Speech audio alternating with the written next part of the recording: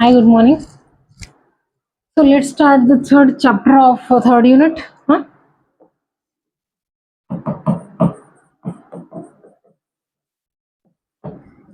Biomolecules. The molecule. Huh? What is meant by biomolecule? Good morning. The molecules which are produced by molecules which are biological. Biological मतलब नाम यही है biomolecules और the molecules which are produced by or formed by living organism. जितने भी living है उन्होंने जो भी बनाया. What are the three requirements of biomolecule when you call any substance as a biomolecule? The three criteria are there. First criteria is that molecule or that substance has to be synthesized or produced by उसने उस substance को या फिर उस compound को biomolecule कब बोलेंगे जब कोई लिविंग ऑर्गेनिज्म उसे बनाएगा. ठीक है. Has to be synthesized by living. ठीक है. वो लिविंग प्लांट हो, एनिमल हो, ठीक है, मोनेरा किंगडम, प्रोटिस्टा, किसी भी किंगडम के मेंबर ने, जितने भी लिविंग ऑर्गेनिज्म है, ठीक है, लिविंग ने बनाना चाहिए. ये पहला क्राइटेरिया है. दूसरा, वो ऑर्गेनिक होना चाहिए. That has to be organic. Organic मतलब कार्बन हाइड्रोजन बॉन्ड उसमें होना चाहिए. ठीक है. The all carbon containing molecules which are synthesized by the living organisms are called as biomolecules. So उसका डेफिनेशन पूछेगा तो क्या है बायोमोलिक्यूल का डेफिनेशन. डेफिनेशन है उसकी कि the carbon containing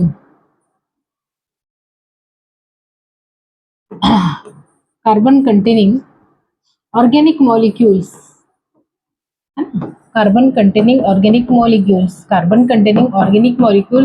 synthesized by living organisms, उसी को बोलेंगे biomolecule. Is called as called as biological molecules और बायोमोलिक्यूल्स. नाम में ही है ऐसा मॉलिक्यूल जो लिविंग सिंथेसाइज करे, जिसमें कार्बन हाइड्रोजन बॉन्ड हो, जो ऑर्गेनिक हो, उसी को बोलेंगे बायोमोलिक्यूल. ठीक है. उसी को दूसरा नाम है protoplasm.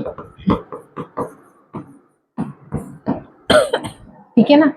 Protoplasm, biomolecule. There is a wide diversity in the living organism in our biosphere. Yes, we have discussed already. The diversity is very vast, है ना, that 1.7 to 1.8.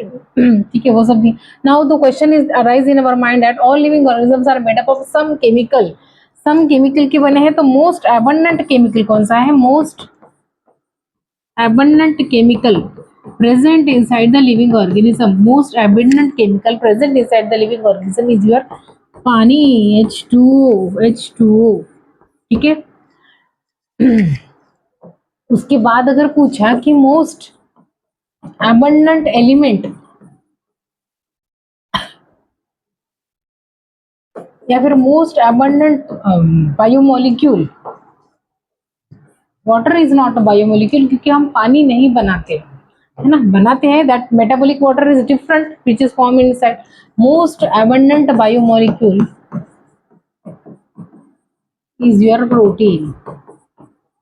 is your protein. Protein is the most abundant biomolecule and most abundant ये एक chart भी है, वो सब करेंगे. Most abundant intracellular, cell के अंदर रहने वाला इंट्रासेल्यूलर आयन कौन सा है? Most abundant intracellular ion is your potassium के. पोटेशियम. फिर और एक क्वेश्चन पूछता है कि सेल के बाहर मोस्ट एबंडेंट इसका है पोटेशियम सबसे ज्यादा रहता, फिर फॉस्फोरस. ठीक है, ये पूछ सकता है. ठीक है, पर ये जान लो, पोटेशियम ही ध्यान में रखना. Most abundant extra cellular, cell के बाहर में रहने वाला एक्स्ट्रा सेल्यूलर, सेल के बाहर most abundant extra cellular ion है सोडियम. ये इंपॉर्टेंट है, अपन पढ़ते थे ट्रांसपोर्ट. सेल के ट्रांसपोर्ट में इंपॉर्टेंट है वो, है ना, ट्रांसपोर्ट थ्रू प्लाज्मा मेम्ब्रेन. और ये उधर भी इंपॉर्टेंट है, किधर? वो न्यूरॉन के चैप्टर में।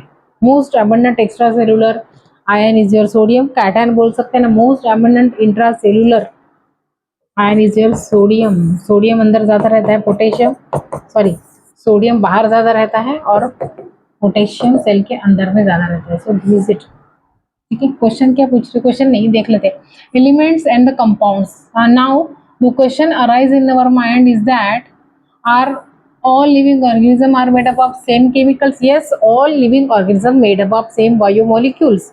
All will have, what are the biomolecules? Protein, lipids, carbohydrate and the nucleic acid. These all four are biomolecules. उसी के तो बॉडी बनते हैं, जो खाते हैं अपन उसी के बनेंगे और उसी को बोलेंगे बायो, और वही बनाएंगे अपन। ठीक है, chemical and compounds, that is elements and compounds. Compound मतलब क्या, जैसे सोडियम है, सोडियम एक एलिमेंट है, सोडियम क्लोराइड के साथ मिक्स हो गया तो अपन उसको सोडियम क्लोराइड बोलते हैं, तो that is sodium chloride is your compound and single sodium is your element. ठीक है, you have learn in chemistry how elemental analysis, chemistry में करते हो आप लोग elemental analysis. If you perform such analysis on the plant tissue, animal tissue and the microbial paste, we obtain a list of element like carbon, hydrogen, oxygen and several other elements मिलेंगे अपने को। ठीक है, पढ़ेंगे आगे detail में।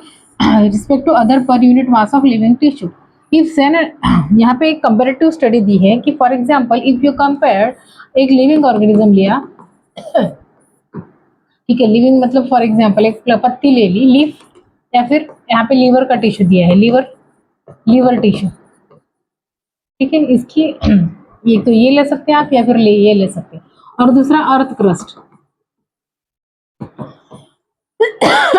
इन दोनों में अगर कंपैरिजन किया तो व्हाट इज द डिफरेंस? सी, अर्थ में सोडियम, क्लोराइड, पोटेशियम, सारे silica, magnesium, calcium, oxygen, hydrogen, carbon, nitrogen, ये सारे मिलेंगे अपने को। ठीक है, इवन गोल्ड, प्लैटिनम, पैलाडियम, ये सारे मिलेंगे। ठीक है ना, एयू मतलब गोल्ड, ये सारे मिलेंगे। The elements are abundant in the earth crust, but if you compare the living tissue with the earth crust, what is the difference? In the living tissue, carbon, hydrogen, oxygen, nitrogen और sulphur, इनका amount ज्यादा मिलेगा as compare to your earth crust. ठीक है, अगर earth crust से अपन देखें तो अर्थ क्रस्ट से कार्बन, हाइड्रोजन, ऑक्सीजन, नाइट्रोजन और सल्फर, ये अपने को लिविंग टिश्यू में ज्यादा मिलेंगे। So this is the difference. अपन ये बोल सकते हैं कि जितने भी एलिमेंट्स ह्यूमन में प्रेजेंट है, ऑल एलिमेंट्स जितने भी एलिमेंट्स ह्यूमन में प्रेजेंट है, all element present in living being, all present in living tissue, all element present in the living tissue, जितने भी एलिमेंट लिविंग टिश्यू में प्रेजेंट है वो सारे, all elements present in the living tissue are present in earth crust.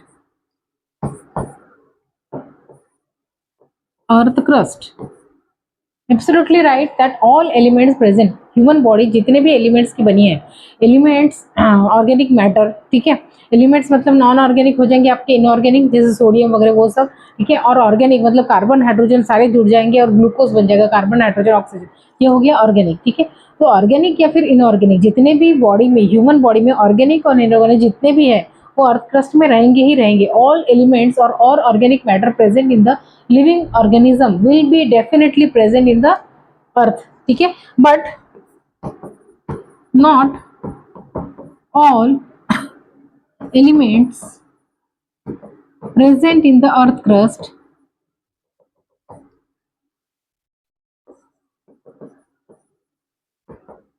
but not all elements present in the earth crust are present in human or living।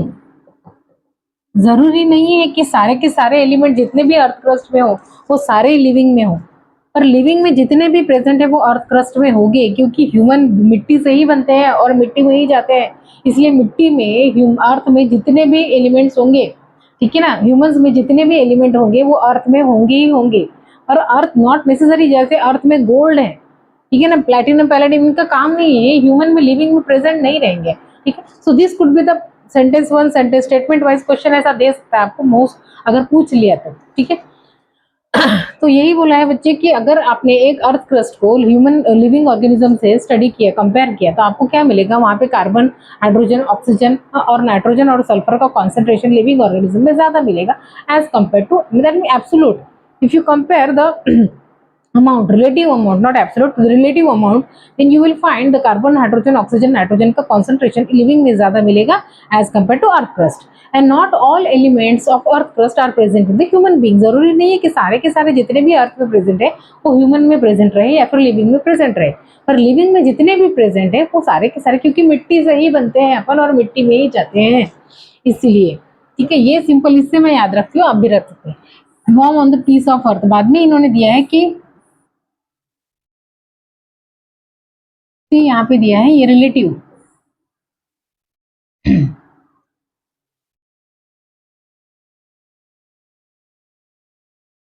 however the closer examination revealed that the relative abundance of carbon and hydrogen with respect to other element is higher in living organism than in the earth crust। वही तो अपन कर ले। अभी next इन्होंने दिया है कि analysis करते हैं, कैसे करेंगे, हाउ टू एनालाइज कंपोजिशन।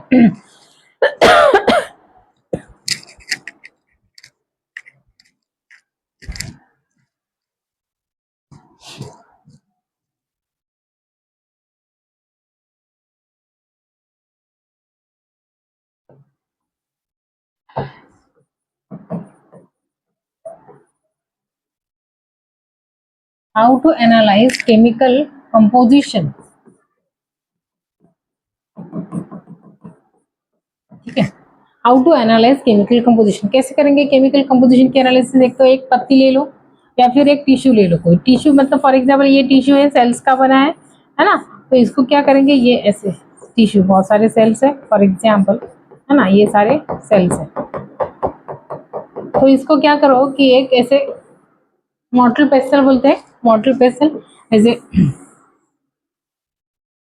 ऐसे रहता है मॉर्टल पेस्टल। ठीक है, तो इसमें ये डाल दो या फिर ये डाल दो। ठीक है, इसको बोलते हैं मॉर्टल पेस्टल, खलबत्ता मराठी मध्ये, मॉर्टल पेस्टल। मॉर्टल पेस्टल में इसको ग्राइंड करने का। ठीक है, ग्राइंड करने के बाद CCl3COOH, ये क्या है? एसिड है। इसमें 3 क्लोराइड लगा दे, ट्राई बनेंगे, ट्राई 3 मतलब ट्राई, और क्लोराइड इसलिए try chloro acetic acid, try chloro acidic acid.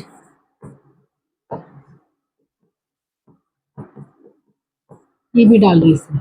ठीक है, ट्राई क्लोरो एसिटिक एसिड। फिर अपने को क्या मिलेगा यहाँ पे? ऐसे एक स्लरी मिलेगी, स्लरी, इसको क्या बोलते हैं? स्लरी। अरे स्लरी मतलब ऐसे एक थोड़ा सा पेस्ट। फिर इसको क्या करने का, बाद में इसको एक छान लेने का। आगे दिया है इन्होंने कि इसको क्या करना, जैसे ऐसे ये फनेल है आपका, फनेल लगा के एक बीकर में छान लेना। यहाँ पे क्या लगाना है आपने? चीज क्लॉथ लगाना है यहाँ पे, ये वाला। ठीक है, ये एक एक्सपेरिमेंट दिया है इन्होंने। कैसा एक्सपेरिमेंट देखो,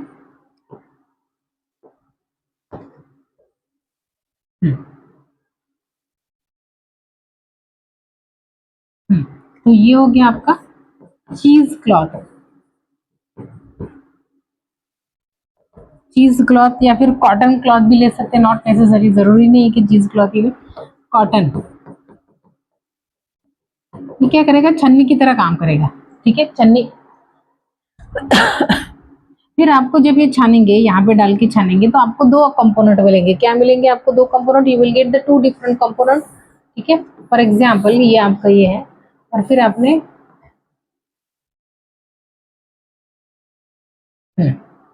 तो you will get the 2 different component. यहाँ पे नीचे एक मिलेगा, ठीक है, और ऊपर में आपको एक मिलेगा कंपोनेंट। ठीक है, यहाँ पे तो इसी को बोलते हैं आप फिल्ट्रेट, फिल्ट्रेट, या फिर इसी को बोलेंगे जो एसिड में घुल गया, trichloro acidic acid soluble pool. ठीक है, एसिड सोल्यूबल पूल या फिर फिल्ट्रेट। और फिर यहाँ पे जो आपको मिलेगा ऊपर, इसको बोलते हैं, ऊपर रह गया, ये रिटेन रह गया, रिटनटेट, रिटनटेट या फिर एसिड इनसोल्यूबल पूल। आपको दो कंपोनेंट मिलेंगे। कैसे दो कंपोनेंट? देखो यहाँ पे आपने क्या किया, एक दो लिविंग, कोई भी एक लिविंग टिश्यू ले लिया, टिश्यू, ठीक है ना, लिविंग टिश्यू, या फिर एक एनिमल टिश्यू ले लो या फिर प्लांट टिश्यू ले लो। फिर इसको क्रश कर दिया, क्रश कर दिया और फिर ट्राइक्लोरो एसिटिक एसिड के साथ उसका पेस्ट बन लिया। ये पेस्ट मिलेगा आपको, ये पेस्ट, ठीक है ना पेस्ट। फिर इसको छान लिया अपन ने, तो छानने के बाद अपने को यहाँ पे एक कंपोनेंट मिलेगा और ऊपर में, ठीक है ना, जो लिक्विड में घुल गया। जैसे चाय आपकी घुल गई तो चाय नीचे जाती है, चाय में शक्कर घुल गई तो शक्कर चाय में आ जाएगी, ये सपोज ये चाय है, और चाय पत्ती क्या आ जाएगी, ऊपर आ जाएगी। तो चाय पत्ती को क्या बोलेंगे आप, जो ऊपर रहेगी है छन्नी के ऊपर, उसको बोलेंगे रिटेंटेट।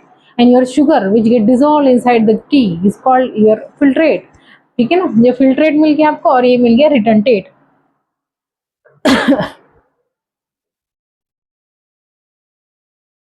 तो फिल्ट्रेट प्लस योर रिटेंटेट। रिटेंटेट क्या होता है बच्चे, जो एसिड में घुला नहीं इसलिए ऊपर रह गया, उसको बोलेंगे रिटेंटेट, जो छन्नी के ऊपर है, चाय पत्ती, ठीक है। और जो घुल गया एसिड में, ट्राइक्लोरो एसिडिक एसिड, आपने कौन सा एसिड यूज किया, ट्राइक्लोरो एसिडिक एसिड, ठीक है। ट्राइक्लोरो एसिडिक एसिड में जो घुल गया वो नीचे आ गया, इसी को बोलेंगे एसिड सोल्यूबल पूल। ये फिल्ट्रेट है आपका एसिड सोल्यूबल पूल, और ये रिटेंटेट जो नहीं घुला इसी को बोलेंगे एसिड में नहीं घुला वो एसिड इनसोल्यूबल पूल। ये दोनों मिला के बनाते हैं कंपोजिशन ऑफ लिविंग,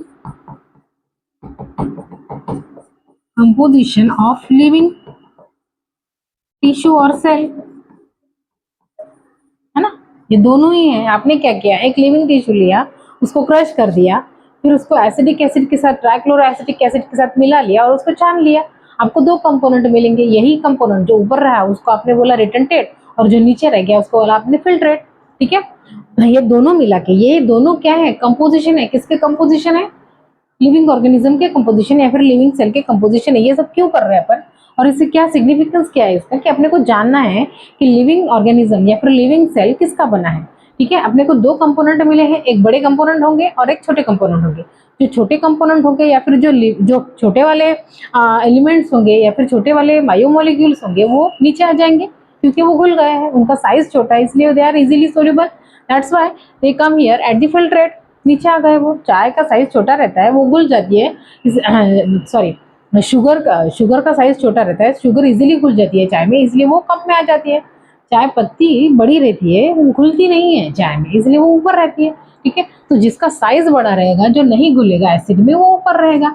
जिसका साइज छोटा रहेगा, जो इजीली एसिड में घुल जाएगा, वो नीचे आ जाएगा। उसी को अपन ने नाम दिया फिल्टर हो गया, इसलिए फिल्ट्रेट, और जो ऊपर रिटेन रह गया इसलिए रिटेंटेड।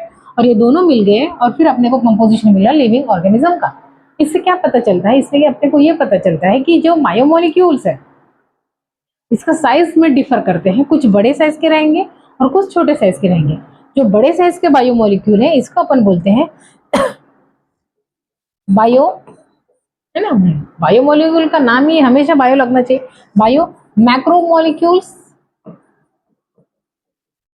मतलब बड़े वाले, मैक्रो मतलब बड़े, और दूसरे रह सकते हैं बायो माइक्रोमोलिक्यूल्स। माइक्रो मतलब छोटे, माइक्रो एक मैक्रो है, एक मैक्रो है तो एक माइक्रोमोलिक्यूल्स, है ना। Bio micromolecules and bio micromolecules, ठीक है। मैक्रो मतलब जिसका साइज बड़ा है, साइज बड़ा है, साइज लार्जर रहेंगे। ये यूजुअली क्या रहेंगे, पॉलीमेरिक रहेंगे। पॉली मतलब बहुत सारे, 1 यूनिट, 2 यूनिट, 3 यूनिट, 1 2 3 4 5 6 ऐसे यूनिट ज्वाइन हो जाएंगे और एक बनाएंगे पॉलीमर। पॉलीमेरिक रहेंगे यूजुअली, ठीक है। इनका मॉलिक्यूलर वेट भी ज्यादा रहेगा, नाम में ये है ना, मॉलिक्यूलर वेट मोर या फिर लार्जर, मॉलिक्यूलर वेट ज्यादा रहेगा इनका। ठीक है, ये पॉलीमोरिक रहेंगे। ये यूजुअली कहाँ रहेंगे, एसिड इन सोल्यूबल पूल।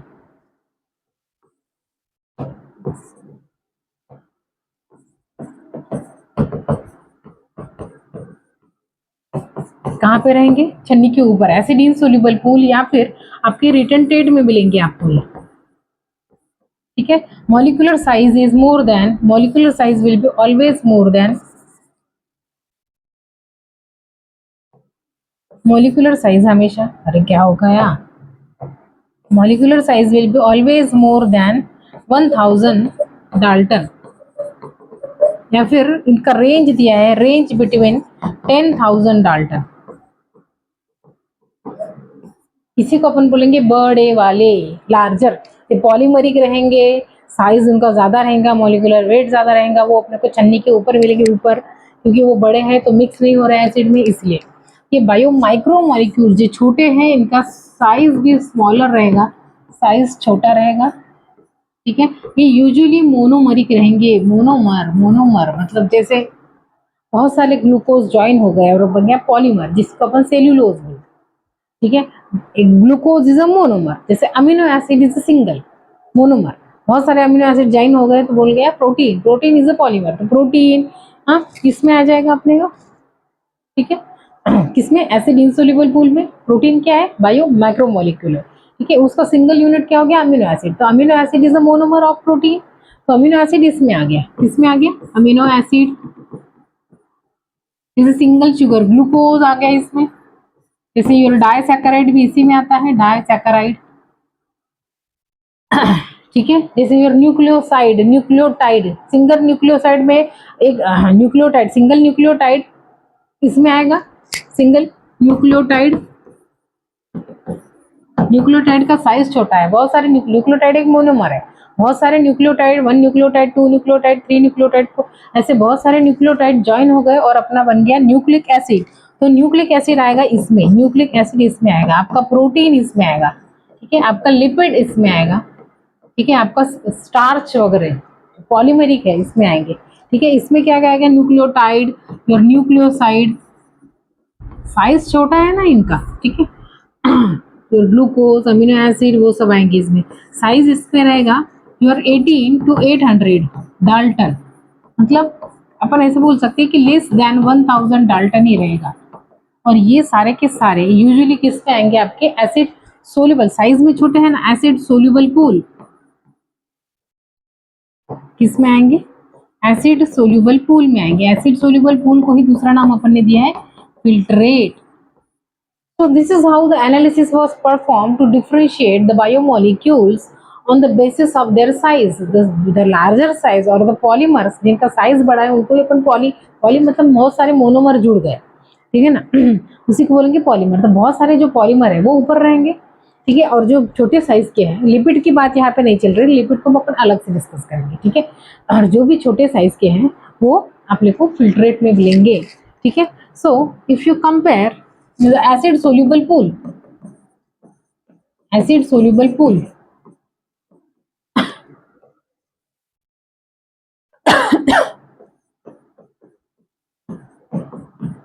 और आपको दो मिलेंगे, एक होगा जो नीचे मिलेगा, ये सपोज ये फिल्टर है तो यहाँ पे मिलेगा एसिड सोल्यूबल पूल, इसी को बोलेंगे ASP, एसिड सोल्यूबल पूल। और सपोज ये छन्नी है ना, ये तो यहाँ पे ऊपर में जो भी मिलेगा ना, यहाँ पे इसको बोलेंगे एसिड इनसोल्यूबल पूल, ये एसिड इनसोल्यूबल पूल, ठीक है।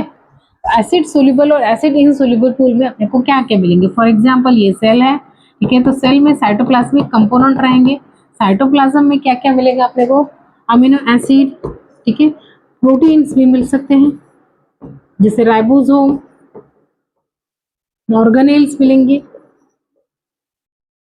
इसमें इनऑर्गेनिक कंटेंट भी मिलेगा अपने को, अच्छे से करते हैं, ठीक है ना। जैसे सेल को अपन ने क्रश कर लिया है ना, तो सेल प्लाज्मा मेम्ब्रेन ब्रेक हो जाएगी, प्रोटीन सेपरेट हो जाएंगे, है ना। से ये सेल सॉरी ये न्यूक्लियस है, ये न्यूक्लियस है, ठीक है। न्यूक्लियस के अंदर न्यूक्लिक एसिड मिलेगा, न्यूक्लियोलस मिलेगा, ठीक है। फिर ये आपका ER हो गया, ठीक है, ER हो गया। तो साइटोप्लाज्मिक कंपोनेंट अपने को मिलेगा, साइटोप्लाज्म, साइटोप्लाज्म में अपने को क्या क्या मिल सकता है, अमीनो एसिड्स मिल सकते हैं, इनऑर्गेनिक कंपोनेंट मिल सकते हैं, inorganic component like sodium, potassium chloride, magnesium, ये सारा मिल सकता है इसमें, ठीक है, साइटोप्लाज्मिक कंपोनेंट में। साइटोप्लाज्म में और क्या मिलेगा अपने को, ऑर्गेनेल्स मिलेंगे, ऑर्गेनेल्स, ठीक है। और ये जो वॉल है प्लाज्मा मेम्ब्रेन, ये है, या फिर सेल वॉल, इसके बाहर अगर प्लांट सेल लिया तो सेल वॉल मिलेगा, सेल वॉल।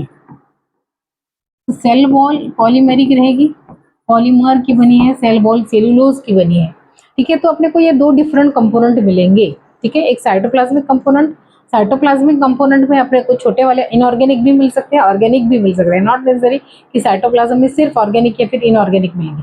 साइटोप्लाज्म में इनऑर्गेनिक कंपोनेंट भी मिलेंगे जो छोटे रहेंगे, और इनऑर्गेनिक कंपोनेंट यूजुअली अपने को एसिड सोल्यूबल पूल में मिलेंगे। तो अपन अगर देखें कि एसिड सोल्यूबल और एसिड इनसोल्यूबल पूल का अपन डिफरेंस देखें, एसिड सोल्यूबल पूल और एक रहेगा एसिड इनसोल्यूबल पूल, इसमें अपने को क्या क्या मिलेगा। एसिड इनसोल्यूबल पूल में सेम अगेन, तो साइज इसका ज्यादा रहेगा, मोर देन 1000 डाल्टन, बड़े रहेंगे। They are mostly polymeric, they are mostly polymeric, they are mostly polymeric. इसमें आपका आएगा दैट सेलुलोज, ठीक है,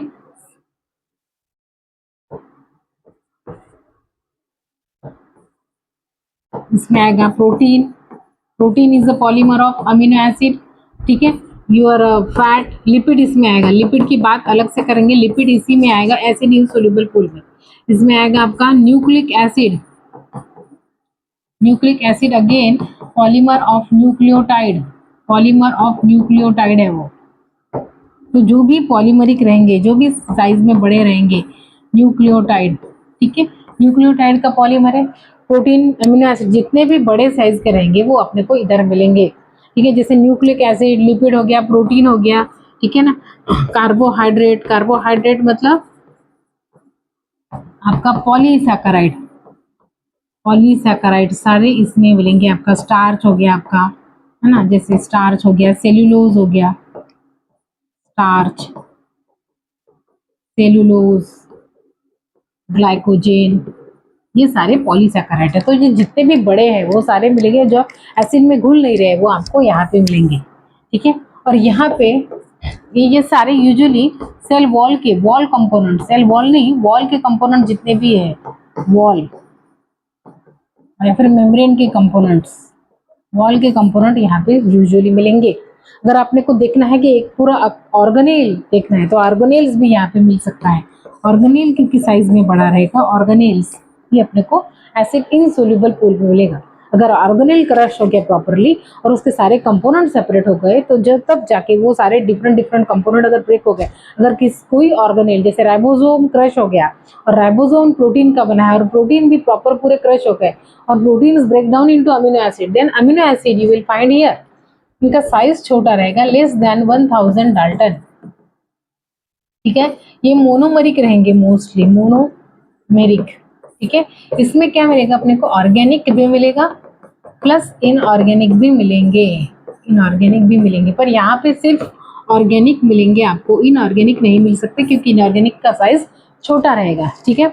ये यूजुअली साइटोप्लाज्मिक कंपोनेंट रहेंगे, साइटोप्लाज्मिक कंपोनेंट रहेंगे। यहाँ पे साइटोप्लाज्म में जैसे सोडियम भी यहाँ पे मिलेगा, क्लोराइड यहाँ पे मिलेगा, मैग्नीशियम, ठीक है, पोटेशियम यहाँ पे मिलेगा अपने को, अमीनो एसिड्स, ठीक है, द ग्लूकोज, आपका डाइसैकेराइड यहाँ पे मिलेगा, न्यूक्लियोटाइड जैसे एटीपी, हाँ, जीटीपी, ये सारे यहाँ पे मिलेंगे, GTP, guanine, tri nucleotide phosphate, वो सारे ATP, adenine, tri nucleotide phosphate, ये सारे अपने को यहाँ पे मिलेंगे। यहाँ पे you will get organic as well as inorganic component. तो यही दिया है यहाँ पे एनसीईआरटी में। So what NCERT is saying, let's discuss, first will discuss the lipid. See, so what is the criteria for retentate, retentate को retentate क्यों बोलता है, क्योंकि उनका साइज बड़ा रहता है, size is more than 10,000 dalton, dalton, और ऊपर से वो रहते हैं polymeric, mostly they are polymeric, इसलिए वो ऊपर रहेंगे। एक तो साइज का क्राइटेरिया है, साइज है, साइज बड़ा क्यों है, क्योंकि बहुत सारे छोटे यूनिट ज्वाइन हो गए इसलिए वो पॉलीमर बन गया, साइज भी बड़ा बन गया, ठीक है। और what is the criteria for filtrate, filtrate का क्राइटेरिया क्या है कि वो एसिड में घुल रहा है, घुल रहा है क्योंकि उनका साइज छोटा है, साइज इज स्मॉलर, कितना है, लेस देन 1000 डाल्टन, ठीक है, छोटा है साइज इसका, ऊपर से वो छोटा है क्योंकि वो मोनोमेरिक है, मोनोमेरिक है। पर इसमें एक एक्सेप्शन है बच्चे, इसमें एक एक्सेप्शन है लिपिड, ठीक है। लिपिड क्या है, ये थोड़ा मतलब मैं हूँ अलग सबसे अलग। लिपिड का क्या है कि साइज इसका छोटा है, साइज इसका स्मॉल है, size is smaller, less than 1000 dalton, size तो इसका छोटा है। स्टिल ये क्या है कि comes in acid insoluble pool, और स्टिल ये करता है छन्नी के ऊपर रहता है, still it comes in the retentate में आता है। ये क्यों भाई, ये ऐसा क्यों करता है, क्यों रिटर्नटेट में आता है, इसको साइज तो छोटा है ना, तो एसिड सोल्यूबल पूल में आना चाहिए, छन्नी चाय चाय के जैसे नीचे आना चाहिए, क्योंकि लिपिड मोनो पॉलीमेरिक नहीं है, पॉलीमर्स नहीं बनता, उसको अपन पॉलीमेरिक नहीं बोलते, not usually polymeric, not usually polymeric, we do not usually call lipid as a polymeric.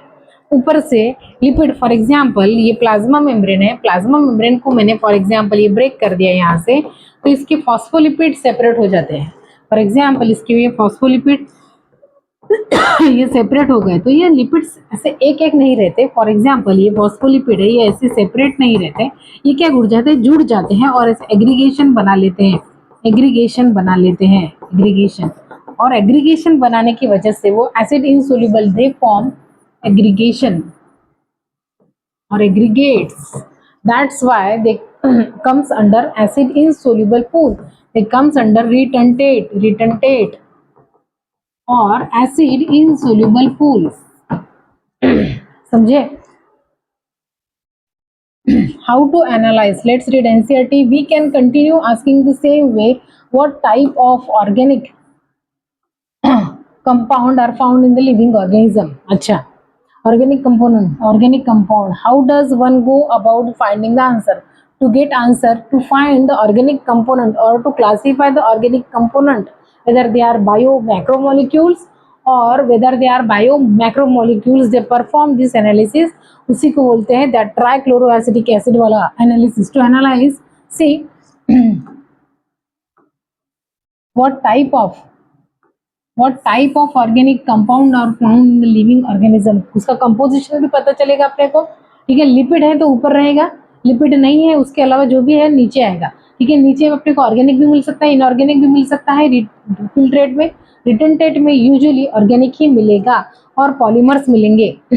How does to go finding the answer, to get the answer, एक chemical analysis की इन्होंने, we can take a living tissue, एक तो vegetable का piece ले लो या फिर liver ले लो, लीवर का tissue, and grind in a trichloroacetic acid using mortar pestle, खलबत्ता, ठीक है। We obtain a thick slurry मिलेगी अपने को, और उसके बाद छानने का, छन्नी से strain through the cheese cloth या फिर cotton cloth, we obtain 2 fractions अपने को मिलेंगे, एक नीचे आएगा उसी को अपन ने फिल्ट्रेट बोला है, ऊपर जो रहेगा जो छना नहीं जाएगा उसी को रिटर्नटेट बोला है, is called as filtrate and more technically acid soluble pool, पता है अभी। Second is retentate or acid insoluble fracture, scientists have found thousands of organic compound in acid soluble pool, soluble pool में ज्यादा कंपोनेंट रहेंगे as compared to the acid insoluble pool, ठीक है ना, size छोटा है इसलिए ज्यादा है, नंबर भी ज्यादा है उनका। In higher classes you will learn about the analysis of living tissue sample है, अच्छा वो हायर क्लासेस में। In the suffix we have said that extract compound in subject various separation techniques, फिर उसके बाद उसको सेपरेशन जैसे क्रोमेटोग्राफी वगैरह करते हैं, ठीक है, उसमें अपने को पर्टिकुलर कंपोजिशन पता चलता है, पर ये सब यहाँ पे नहीं करना। In other words one isolate and purify the compound, analytic technique when applied to the compound give an idea of molecular formula, ये सब दिया है, वो नहीं पूछेगा, यहाँ से क्वेश्चन नहीं बनेगा। यहाँ पे एक बायोमोलिक्यूल का डेफिनेशन दिया है कि carbon compound that get from the living tissue, है ना, the organic molecules or the carbon containing organic molecules which are synthesized by the living organism are called as your biomolecules, a slightly different but destructive experiment।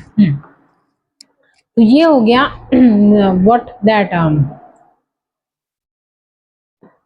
trichloroacetic acid to study or to analyze the organic composition of the living organism। another method है to analyze inorganic component,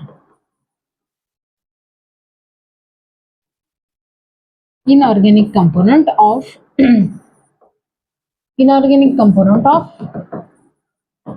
living tissue. Another experiment they performed, the first experiment was performed to analyze the organic component of the living tissue as well as to separate the organic component of the living tissue. And that experiment was that you use, आपने एक living tissue लेना है, उसको crush करना है, उसमें trichloroacetic acid डालना है, उसके बाद उसको छान लेना है, and you will get the two different fractions. जो एसिड में घुल जाएगा वो नीचे रहेगा, जो एसिड में घुलेगा नहीं वो ऊपर रहेगा. So this was the first experiment they performed for analysis of organic components. फिर उसके बाद आता है कि ऑर्गेनिक तो मिल गए, वो इनऑर्गेनिक कंपोनेंट कैसे मिलेंगे. What is that experiment to analyse the inorganic component. तो उन्होंने एक स्टडी की, इसी को बोलते हैं डिस्ट्रक्टिव मेथड. डिस्ट्रक्टिव मेथड इन्होंने क्या किया, डिस्ट्रक्टिव मेथड में सबसे पहले एक पत्ती ली, ठीक है, पत्ती को क्या किया, मेजर किया. मेजर करने के बाद ये पत्ती को आपको मिलेगा वेट, ठीक है. एक पत्ती तोड़ के लाई और उसको मेजर किया, नॉन मेजरी पत्ती, ठीक है ना. पर यहाँ पे अपन पत्ती ही लेंगे, पत्ती में लीफ, पत्ती मतलब लीफ, ठीक है. लीफ का, नॉर्मल लीफ का वेट किया तो अपने को मिलेगा, इसी को बोलते हैं वेट में मेरे को क्या क्या मिलेगा, वेट में तीन चीजें मिलेगी मेरे को. ऑर्गेनिक कंपोनेंट रहेगा इसमें, सम इनऑर्गेनिक कंपोनेंट भी रहेगा, और इसमें पानी रहेगा H2.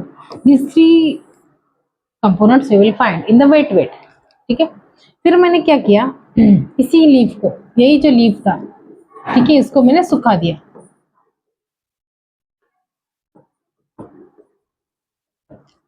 इसको मैंने ड्राई कर दिया, ड्राई इन सनलाइट,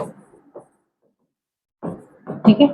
सनलाइट में ड्राई करने के बाद क्या हो जाएगा, वाटर विल इवेपोरेट,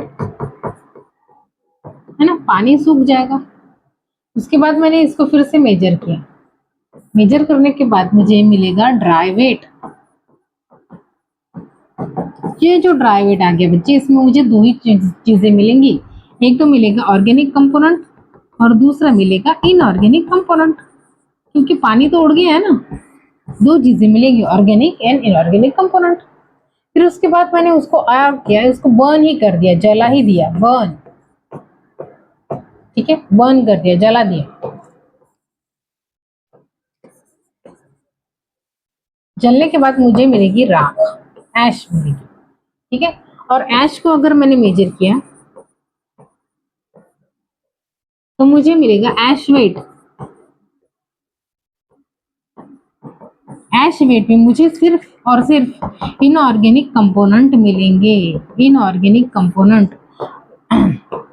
इसमें सिर्फ इनऑर्गेनिक कंपोनेंट मिलेगा. क्यों इनऑर्गेनिक कंपोनेंट मिलेगा, क्योंकि जितने भी कार्बन के मॉलिक्यूल है वो ऑक्सीजन के साथ ऑक्सीडाइज हो जाएंगे, कार्बन कंटेनिंग मॉलिक्यूल ऑक्सीडाइज हो जाएंगे.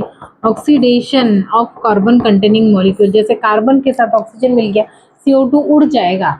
इसलिए वहां पे ऑर्गेनिक, जितने भी ऑर्गेनिक मतलब क्या, कार्बन कंटेनिंग मॉलिक्यूल्स, वो ऑक्सीडेशन हो जाएगा उनका और ये उड़ जाएंगे, ठीक है ना, उड़ जाएंगे ये. इसलिए मुझे यहाँ पे, so what is the difference, they could ask the question, if you consider the wet, dry weight, हाँ, ये हो गया आपका ड्राई वेट और ये हो गया आपका ऐश वेट, ठीक है. So these are the three weights, you know. What is the difference between wet, dry weight. Wet में पानी मिलेगा, इसमें पानी नहीं मिलेगा, इसमें पानी नहीं मिलेगा, ठीक है. फिर ऑर्गेनिक की अगर बात की, ऑर्गेनिक इसमें मिलेगा, ऑर्गेनिक इसमें भी मिलेगा, और ऑर्गेनिक इसमें नहीं मिलेगा. फिर रहता है इनऑर्गेनिक. अगर मैं इनऑर्गेनिक की बात करूँ तो वेट विल मिलेगा, इसमें भी ऑर्गेनिक मिलेगा, और इस ऑर्गेनिक, और इसमें भी इनऑर्गेनिक मिलेगा.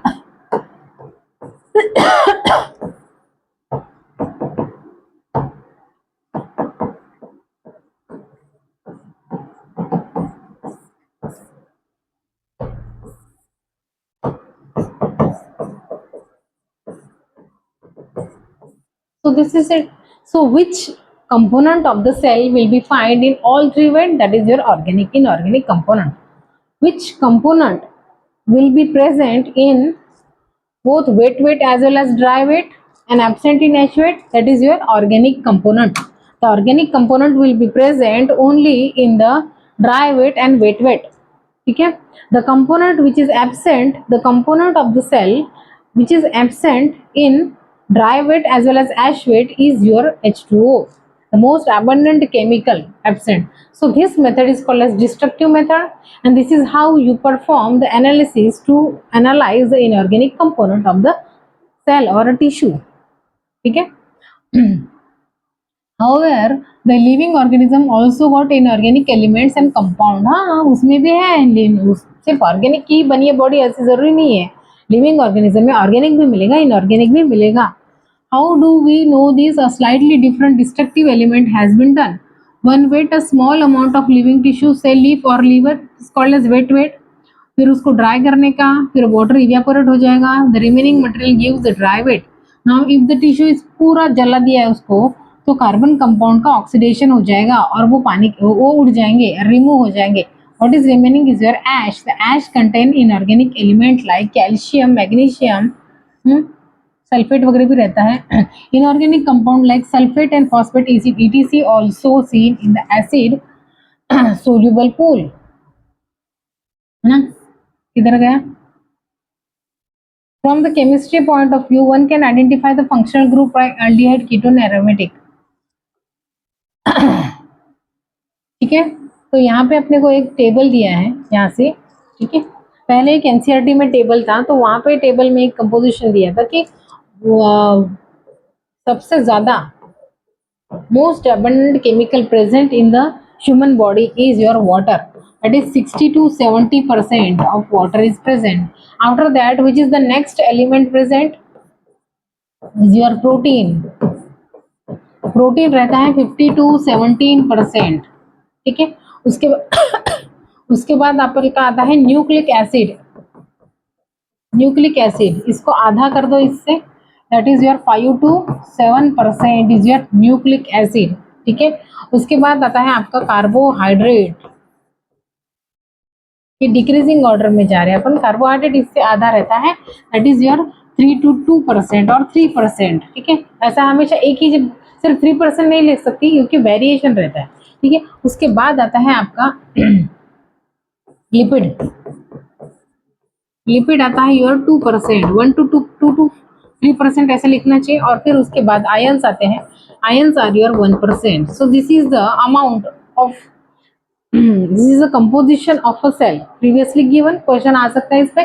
मोस्ट अबंडेंट केमिकल ये है, और उसके बाद डिक्रीजिंग ऑर्डर में PNCl, this is in a decreasing order and this will be in a increasing order, ठीक है। उसके बाद एक चार्ट दिया है आपको NCERT में, वो कर लेते हैं। See here most abundant element, abundant element, यहाँ से इस चार्ट से क्वेश्चन क्या बनेगा? Most abundant element in the earth crust.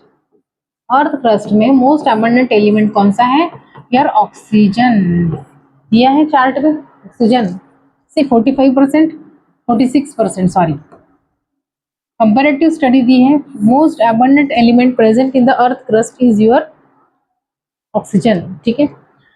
अगर लिविंग टिश्यू की बात की, लिविंग या फिर human tissue, human cell, human tissue की बात की, तो वहां पे भी मोस्ट अबंडेंट है आपका ऑक्सीजन। ऑक्सीजन 65% दिया है आपको ऑक्सीजन, ठीक है। ऑक्सीजन के बाद जो कॉन्सेंट्रेशन आपको दिया है वो है कार्बन,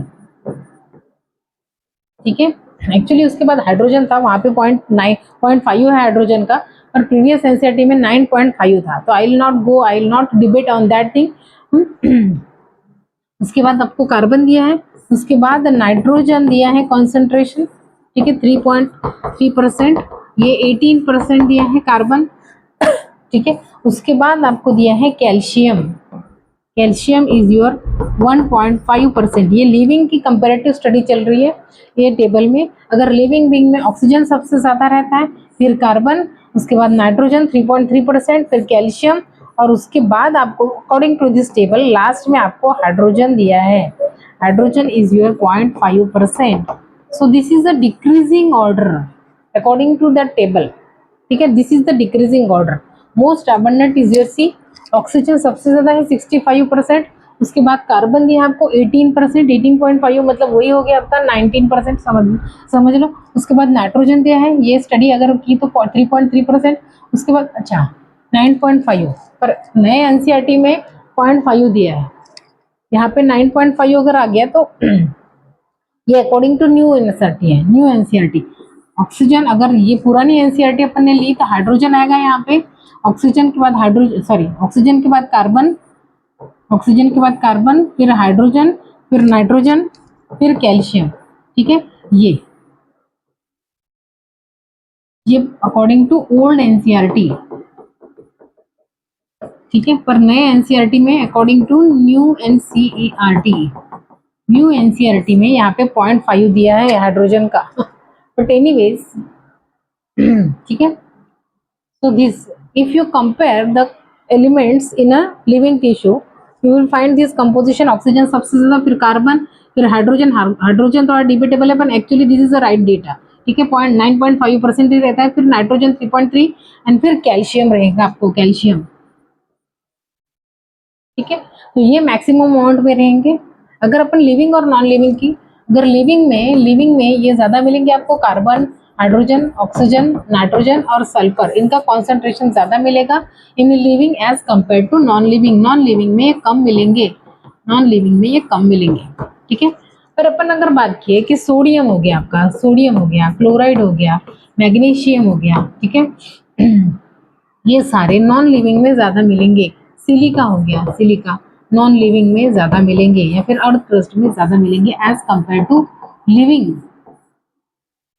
ठीक है, if you compare which organelle, sorry which element is negligible, this silica is negligible, negligible amount में रहता है, निग्लिजिबल इन लिविंग में, निग्लिजिबल इसका काम नहीं है कोई, और अर्थ क्रस्ट में मिट्टी बहुत ज्यादा मिलेगी। ठीक है, ये so this could be the possible question they could ask from this table. अगर ह्यूमन, वो टेबल में मैक्सिमम और the most abundant element present in the earth crust अगर पूछा तो ऑक्सीजन आना चाहिए। फिर उन्होंने कंपैरेटिव, अगर सिर्फ ह्यूमन का या फिर लिविंग टिश्यू का अपन ने एनालिसिस किया, इनऑर्गेनिक कंपोनेंट का एनालिसिस अगर किया, तो सबसे ज्यादा एलिमेंट अपने को ऑक्सीजन मिलेगा। ऑक्सीजन के बाद कार्बन मिलेगा 18%। ठीक है, कार्बन के बाद हाइड्रोजन मिलेगा, ये टेबल के अकॉर्डिंग हाइड्रोजन। उसके बाद आपको नाइट्रोजन मिलेगा 3.3%। नाइट्रोजन का कॉन्सेंट्रेशन ह्यूमन बॉडी में 3.3% है, जबकि अर्थ में बहुत कम है। कार्बन अपने बॉडी में 18% है, जबकि अर्थ में 0.03% है। ये यहाँ पे इसलिए बता रही हूँ मैं, क्योंकि वो breathing and exchange of gases में भी पार्शियल प्रश्न पढ़ते हैं अपन CO2 का, इसलिए। ठीक है, okay, so this could be the end minimum और द निग्लिजिबल अमाउंट आपको सिलिका का मिलेगा, सी निग्लिजिबल। ठीक है, ये सबसे ज्यादा मिलते हैं लिविंग में। 96% प्रोटोप्लाज्म कॉन्स्टिट्यूट करते हैं। प्रोटोप्लाज्म मतलब बायोमोलिक्यूल्स, मतलब लिविंग पार्ट ऑफ सेल, समझे? ओके, फिर उसके बाद पढ़ते हैं, यहाँ पे अमीनो एसिड दिया है, पर मैं आपको वो प्रोटीन और amino acid next chapter, sorry next class में बताऊंगी। यहाँ पे मैं एक चीज बताना चाहूंगी आपको, metabolites. What are the primary and secondary metabolites?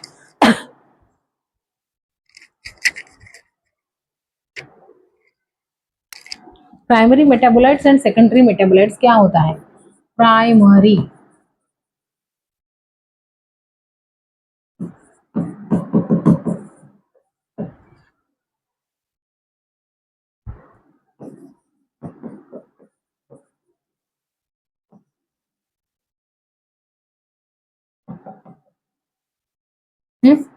Primary metabolites are those metabolites which are universally, सब में रहेंगे, सारे ऑर्गेनिज्म में, यूनिवर्सली लिविंग, सारे भी universally present in living organism और synthesized.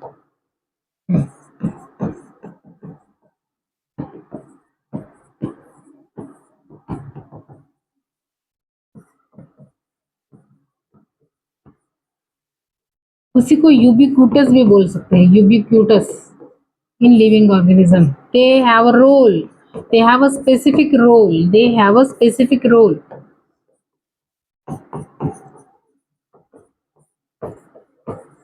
they have a specific role in growth,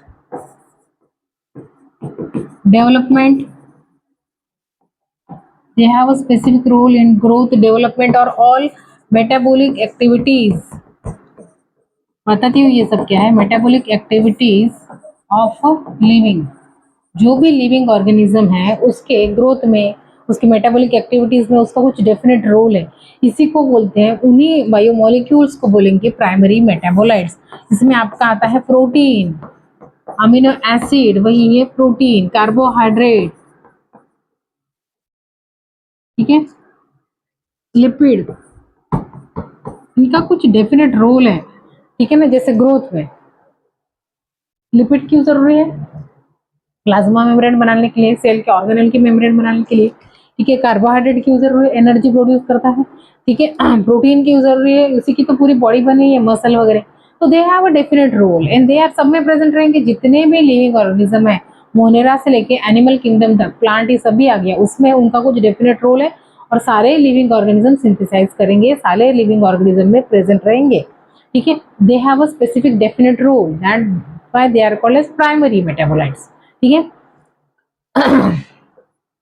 और ये सारे के सारे लिविंग ऑर्गेनिज्म में प्रेजेंट रहेंगे एज अ सबस्ट्रेट. एक तो ये सबस्ट्रेट के फॉर्म में रह सकते हैं, सबस्ट्रेट, या फिर प्रोडक्ट के फॉर्म में रह सकते हैं, किसी भी फॉर्म में रह सकते हैं. ठीक है. सबस्ट्रेट या फिर प्रोडक्ट के फॉर्म में, मेन प्रोडक्ट या फिर मेन सबस्ट्रेट. जैसे ग्लूकोज एक सबस्ट्रेट हो गया, उससे एनर्जी बना ली अपन ने. ठीक है ना. जैसे पायरुविक एसिड एक उसका प्रोडक्ट हो गया, है ना. किसी भी फॉर्म में रह सकते हैं. इसके एग्जाम्पल अपन को पता है, protein, vitamin, carbohydrate, lipid, even vitamin, hormones भी इसी में आता है. Vitamin they have a specific roles. Hormones, actually hormones क्या है? प्रोटीन के ही बने हैं या फिर लिपिड के बने हैं? तो हॉर्मोन्स मुझे यहाँ पे नहीं लिखना चाहिए. तो हार्मोन बायोमोलिक्यूल के ही बने हैं ना, लिपिड, प्रोटीन. ठीक है. फिर आता है आपका सेकेंडरी मेटाबोलाइट. ये सेकेंडरी है. ये सब में नहीं, not universally present, not present in all. सब में नहीं रहेंगे, not present in all living में नहीं रहेंगे, not present in all living, सारे लिविंग में प्रेजेंट नहीं रहेंगे. कुछ फंगाई, कुछ प्लांट्स या फिर कुछ माइक्रोब्स में प्रेजेंट हो सकते हैं.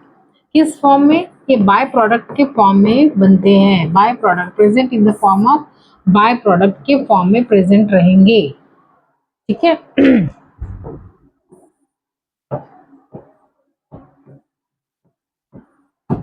फॉर एग्जाम्पल जैसे आपका हो गया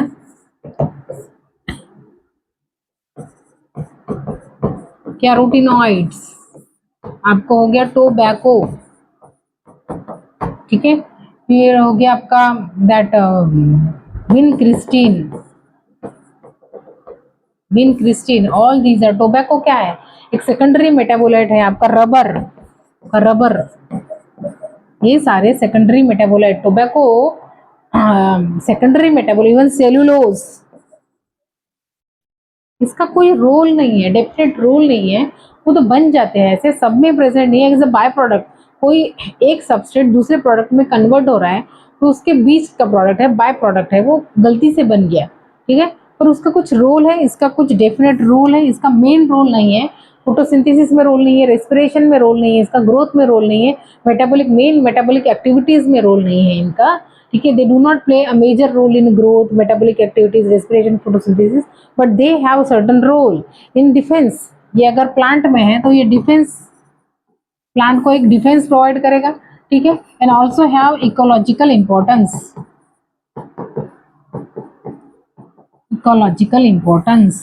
So this could be the possible questions. Secondary metabolite, what are secondary metabolite? They do not have a specific role. सब में present नहीं रहेंगे, not present ubiquitously in all living organism or not present universally in all living organism. They do have certain role but not play important role or not play major role in the growth.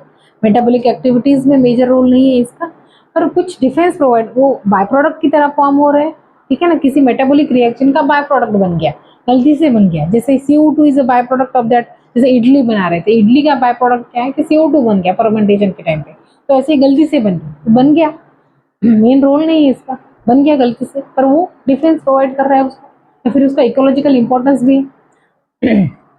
इसमें आपका carotenoid आएगा, anthocyanin आएगा. जैसे pigments बन गए, तो pigment क्या करते हैं? पॉलिनेशन में हेल्प करते हैं.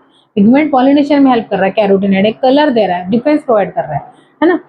पर उसका मेन ग्रोथ, उसकी वजह से ग्रोथ नहीं रुक रही, उसकी फोटोसिंथेसिस नहीं रुक रही। ऐसे अपन पिगमेंट देते हैं, जैसे क्लोरोफिल, क्लोरोफिल क्या है, प्राइमरी मेटाबोलाइट में आएगा। क्लोरोफिल प्राइमरी मेटाबोलाइट में क्यों आएगा, क्योंकि क्लोरोफिल नहीं रहेगा तो वो प्लांट ही मर जाएगा, वो लिविंग जो ऑर्गेनिज्म है, लिविंग प्लांट है या फिर अदर लिविंग ऑर्गेनिज्म है, वो मर ही जाएगा, क्योंकि वो लाइट ट्रैप नहीं कर पाएगा, फोटोसिंथेसिस नहीं कर पाएगा, खाना नहीं बना पाएगा। इसलिए chlorophyll will come under primary metabolite, but your carotenoid and anthocyanin will come under secondary metabolite. यहाँ तो एक टेबल दिया है आपको कि कुछ दिया है अल्कलॉइड्स, कुछ अल्कलॉइड्स दिए हैं, ठीक है। फिर पिगमेंट्स दिए हैं बच्चे, पिगमेंट्स जैसे टर्पेनॉइड्स दिए हैं, टर्पिन्स, ठीक है। लेक्टिन दिए हैं, ये चार्ट आपने करना है, वेरी इंपॉर्टेंट, ठीक है। फिर पॉलीमर्स, ठीक है। उसके बाद लाइक रबर, रबर का यूज है ना, गम अपन यूज करते हैं। लेक्टिन में कॉन्क्याविलीन है, कॉन्क्याविलीन ए, ये क्या है, एक प्रोटीन है, जैसे ब्लड ग्रुप एनालिसिस में इसको यूज करते हैं अपन, ठीक है। पॉलीमर, और ऊपर से और एक दिया है दैट योर ड्रग्स। तो ये table is very important. Drugs में आपका दो आता है एंटी कैंसर ड्रग, विनक्रिस्टीन, ये बाय प्रोडक्ट है, विनब्लास्टीन, विनब्लास्टीन, विनक्रिस्टीन, ये दो पॉलीमेरिक नहीं रहते बच्चे, not polymeric, not polymers, not polymers.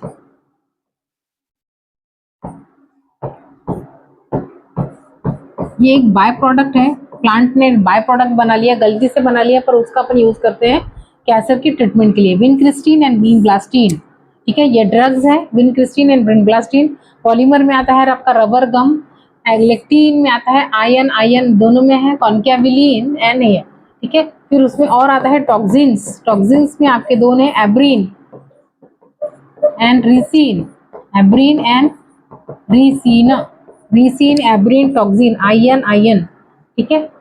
Okay, alkaloids में आपके दो आते हैं, दैट योर टोबैको, अल्कलॉइड्स में क्या है, morphine and nicotine, sorry alkaloid tobacco भी आएगा, morphine and codeine, morphine and codeine, ये भी अपन दवाई के तरह यूज करते हैं, ठीक है। Morphine is excellent pain killer, even tobacco is we also use, that is also alkaloid, that is also secondary metabolite, even codeine we also use to cough suppressor। pigments के आपका आता carotenoids and anthocyanin, anthocyanin एक water soluble pigment है जो फूलों को attract, फूलों को कलर देता है। कैरोटीनॉइड एक लिपिड सोल्यूबल पिगमेंट है जो क्या करता है, फल को वगैरह कलर देता है, ठीक है। टर्पीन्स, टर्पीन्स में आता है आपका वो डायटर्पीन, कपूर बोलते हैं इसको, डायटर्पीन्स, मोनोटर्पीन्स, वही। तो this table is very important. C pigments में आपका carotenoid and anthocyanin, these two are secondary metabolite, ठीक है, they do not play important role in photosynthesis. Alkaloids में आपका मॉर्फिन एंड कोडीन आएगा, टर्पिनॉइड 1 2 3 4 5 6 7, इसेंशियल ऑयल भी आता है 1 2 3 4 5 6 7 8, 8 are given there and one more there, essential oil, lemon grass oil.